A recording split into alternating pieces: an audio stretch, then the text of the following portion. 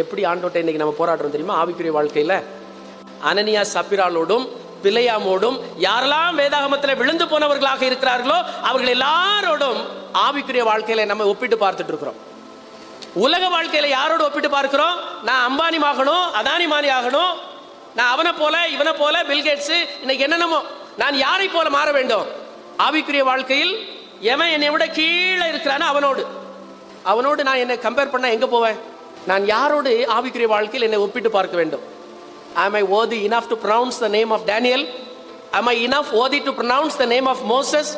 Am I worthy enough to pronounce the name of Abraham? ரொம்ப எவ்வளவு அழகா சொல்லிட்டு போறோம், ஜோப்ன்றோம். ஆவிக்குரிய வாழ்க்கையில ஆபிரகாம் எங்க, நான் எங்க, மோசே எங்க, நான் எங்க, எலியா எங்க, நான் எங்க, ஏனோக்கு எங்க, நான் எங்க, நான் எங்கேயோ பாதாளத்துல கிடக்கிறேன். ஆவிக்குரிய வாழ்க்கையில நான் யாரோடு என்னை ஒப்பிட்டு பார்க்கிறேன்? பவுல் சொல்லுகிறார், ஜெபம் செய்வதில் நான் தேவனோடு போராடுவது போல நீங்களும் என்னோட கூட. நான் ஆபிரகாம் இருக்கிற இடத்தில் இருக்க வேண்டுமானால், மோசே இருக்கிற இடத்தில் இருக்க வேண்டுமானால், எலியா இருக்கிற இடத்தில் இருக்க வேண்டுமானால், ஏனோக்கோடு கூட அவன் இருக்கிற இடத்தில் நான் இருக்க வேண்டுமானால், என் ஆவிக்குரிய வாழ்க்கையை நான் அவனோடு ஒப்பிட்டு பார்த்து ஓட வேண்டும். நீங்களும் என்னோட கூட போராட வேண்டும் என்று ஆண்டவர் விரும்புகிறார்.